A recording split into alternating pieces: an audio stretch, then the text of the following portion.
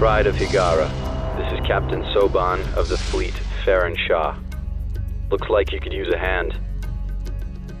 Attention all Sobani, pick your targets and engage.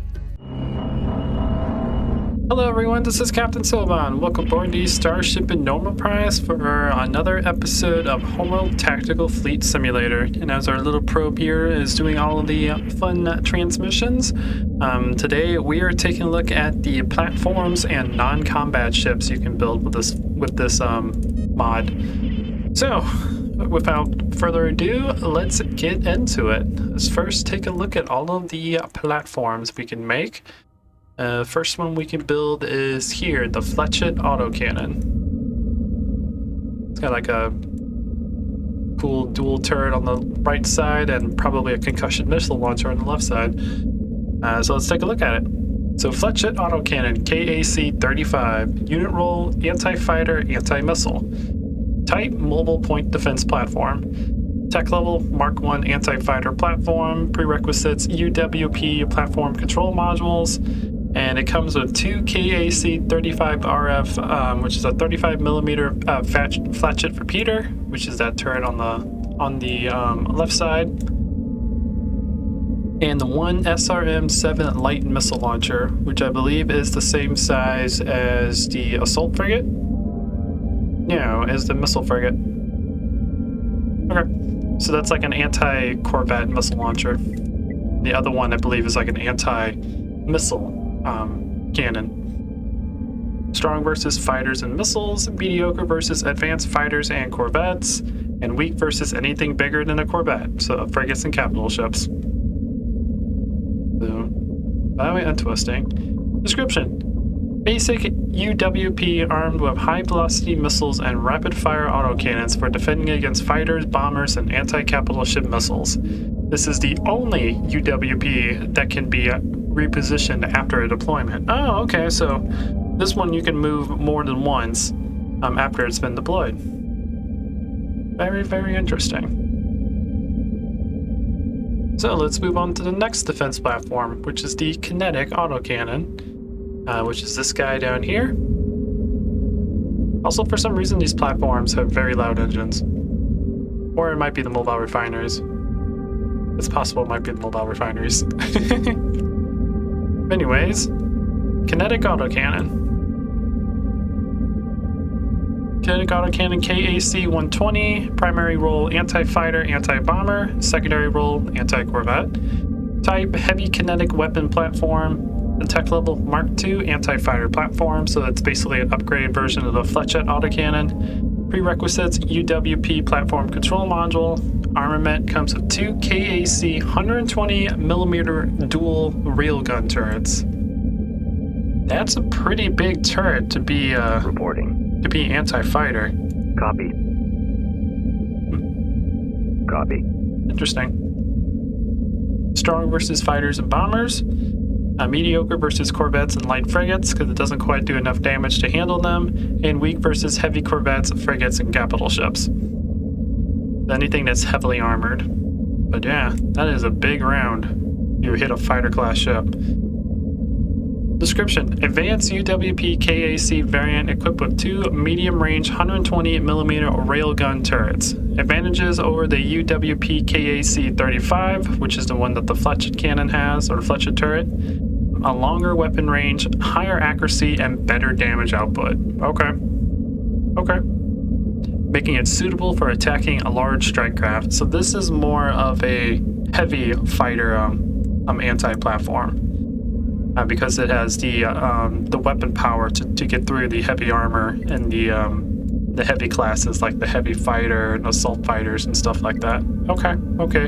Where the Fletchett is more for light fighters and missile defense for the fleet. Okay, good to know. And it's okay versus corvettes because of its high damage output, but it's not designed to go against corvettes. Same with frigate class ships. Okay, good to know. Next we have the laser cannon turret, which is somewhere around here. Boo boo boo, laser. There you are. The laser cannon turret looks pretty cool. Looks like it has 2 turrets here, 2 turrets here, and they kind of rotate to the right and left, and then probably a little bit up and down too. Cool. So laser cannon platform, HLC 900. Primary role, anti-frigate. Secondary role, anti-corvette. Type, heavy laser weapon platform. Tech level Mark 1 anti-frigate platform. Prerequisites, UWP platform control module, research module, and platform light missiles. Comes with 2 HLC 900 or 900 megawatt laser turrets. And it's strong versus corvettes and frigates because lasers do a lot of damage, so it can go through the armor of a corvette class no problem. And same thing with a frigate class ship. It's weak versus fighters because the turrets can't really track the fast moving strike craft, and capital ships because it doesn't do enough damage to really kill a capital ship. Weak versus bombers, again, can't really track the bombers, so it's weak against them. And cruisers and battleships because it doesn't do the damage to really take out the large battleships. But it could go against like frigates. I mean, it's strong against frigates. Never mind. I'm talking too much. Let's get to the description. So the description is UWP. Also, one thing I'm going to do, because we can't really hear the music in the background because of the loud volume of the engines.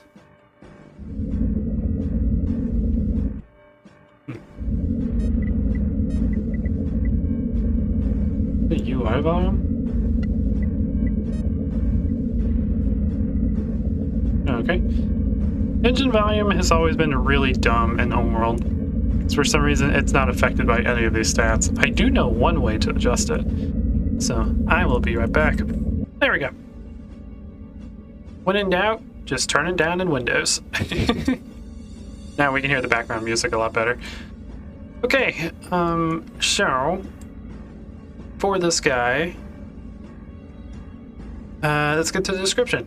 So UWP variant armed with long-range heavy laser cannon turrets that can deliver a large damage output instantly over extreme ranges. Oh yeah, it has a 6-kilometer range. Okay. So, interesting. Due to its low rate of fire, it is not effective against fighters. Okay. I figured it would be because of the slow turret turn rate, but since it has a long range, that makes sense. It just doesn't have the attack speed to really take down fighters in an effective way before they get close to them. Okay, good to know. So this guy is used for, I would use this guy against frigates that are designed to kill fighters, so like assault frigates, missile frigates. It would be pretty good against, and then corvettes that come in. There's a fleet of corvettes, this guy will easily take care of them. No, never mind, it's okay against corvettes. So maybe light corvettes. So light corvettes and anti-fighter and corvette frigates. That's what this guy would be good against.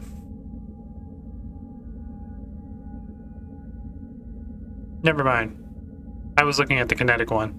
Okay, so corvettes and anti-fighter frigates is what this guy would be good against. It could probably also take out the other frigates because it has a long range of its laser turrets. But those would probably be the 2 main things this guy would be good against. Okay, let's move on to the next one before I get things even more confused. So, a light missile platform is our next platform we're looking at, which looks like the traditional missile platform, except it has this big torpedo thing down here at the bottom, which is kind of interesting. Let's read about it.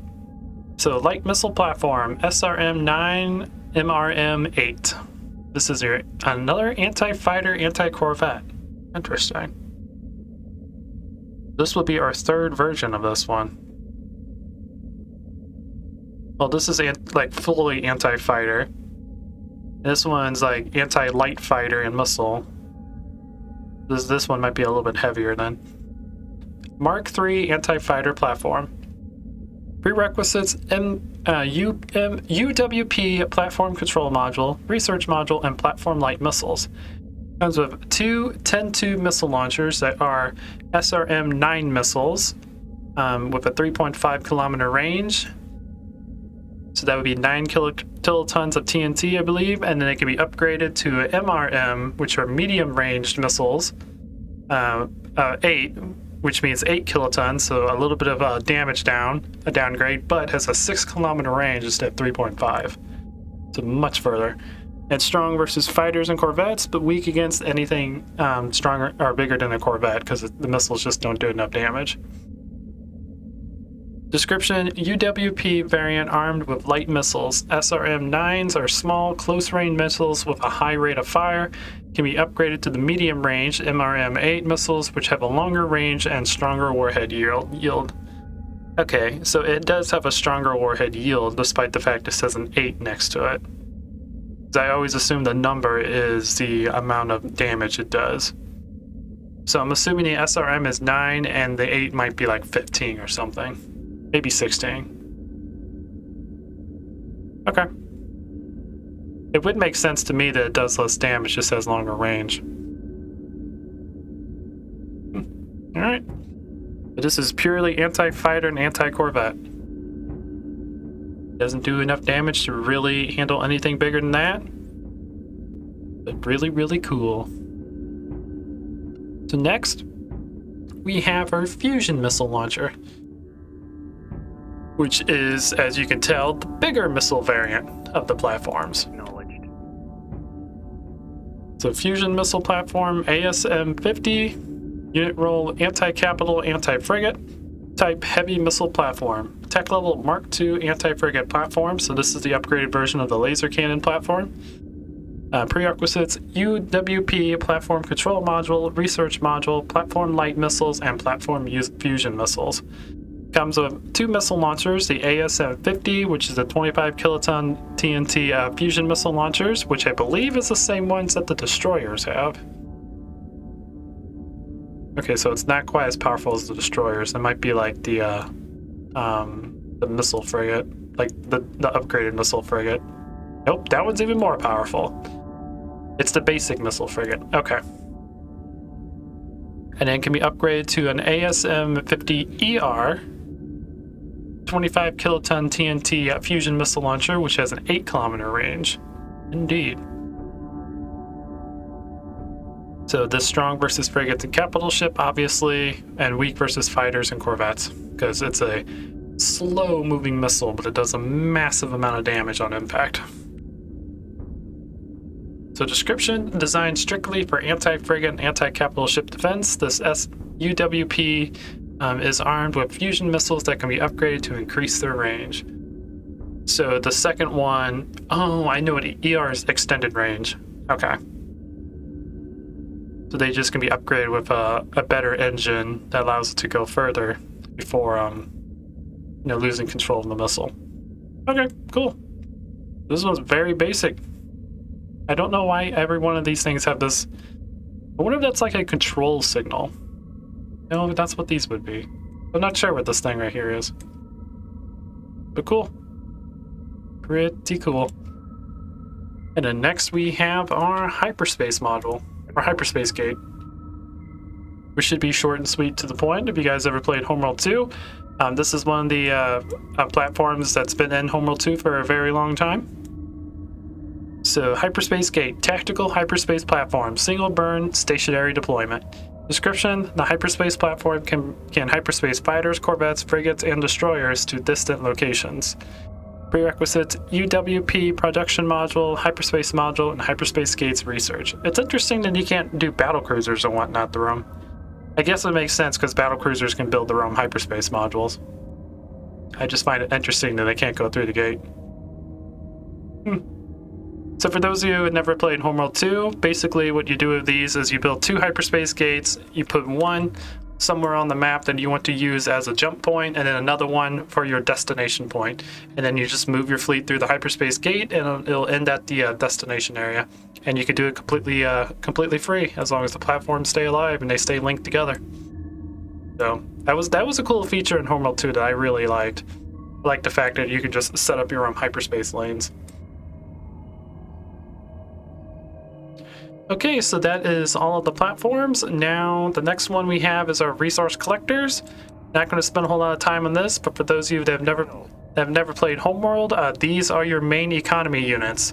They go to these asteroids, they harvest resources off of it by mining it, and they bring it back to your carrier or mothership, and it gets turned into RUs, which you use to build ships. Very, very basic. Every Homeworld game has this kind of mechanic. And so these guys are the ones for Homeworld 2, for the Vaygr side. And then next we have our mobile refinery, which would be this guy right here. And the mobile refinery is basically a resource drop-off point for your harvesters.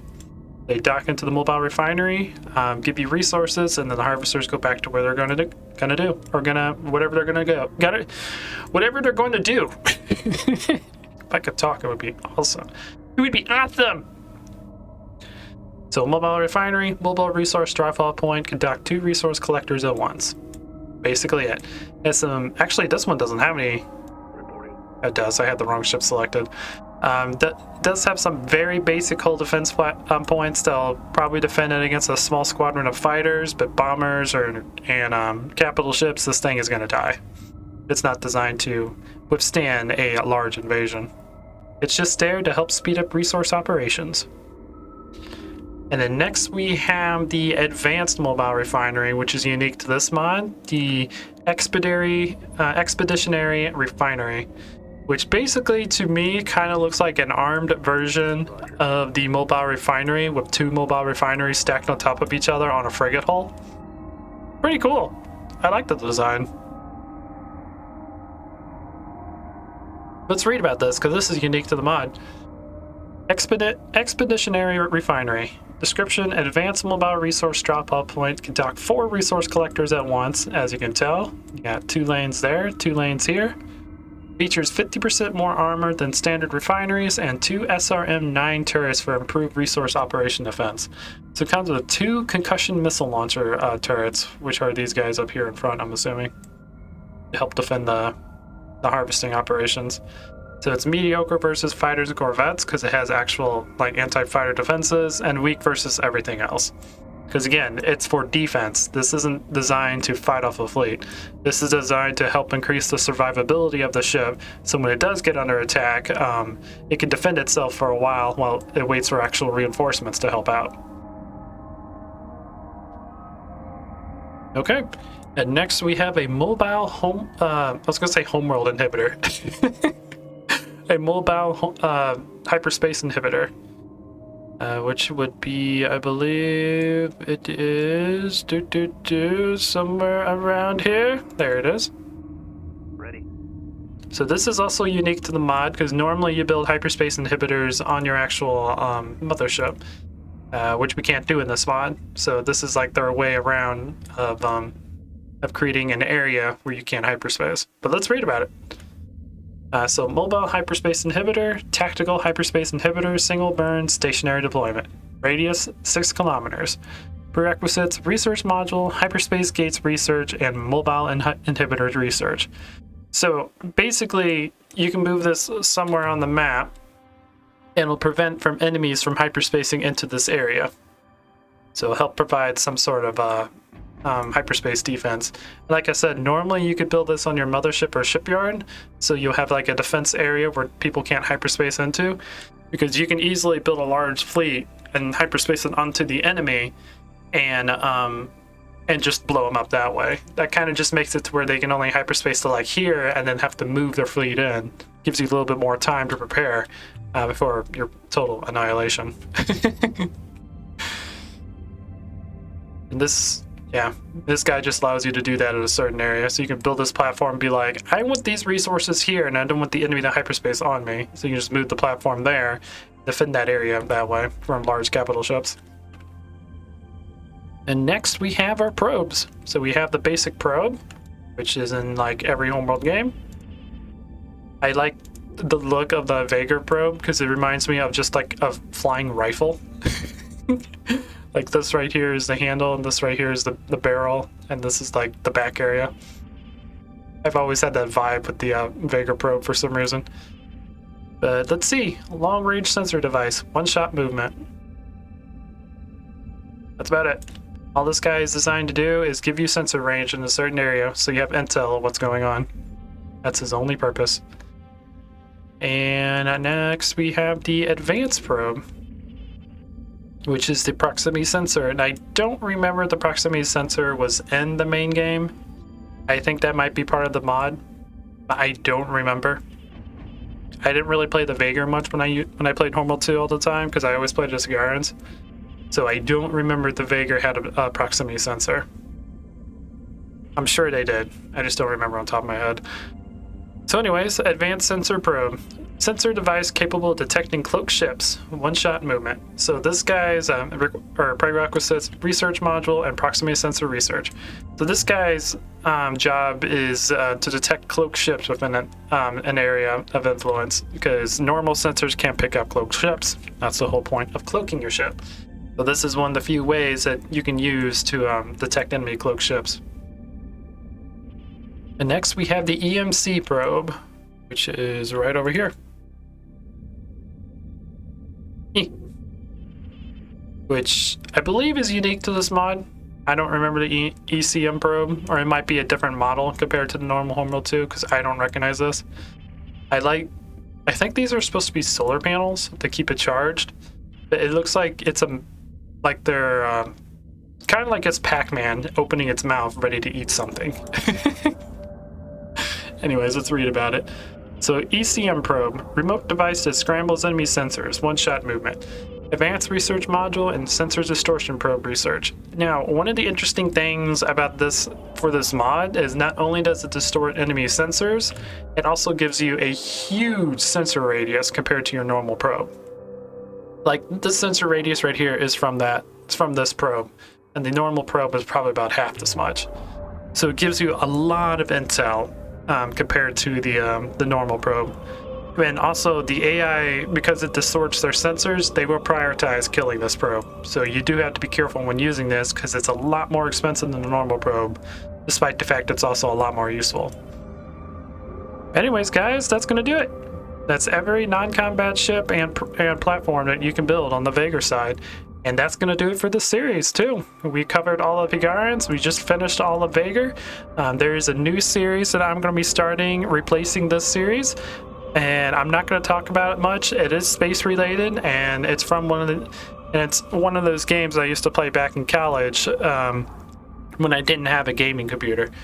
Because I still played games a lot in college, and I had a laptop that didn't have a GPU, so it was very limited to what you could do on it for an enjoyable experience.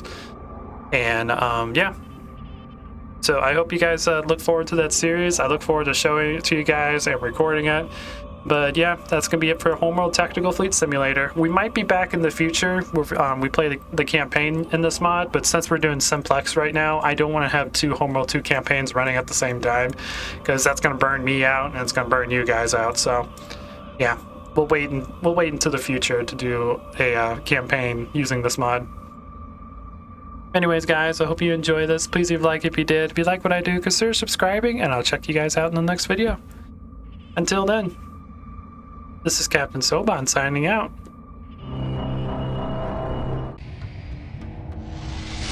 The Vaygr have arrived.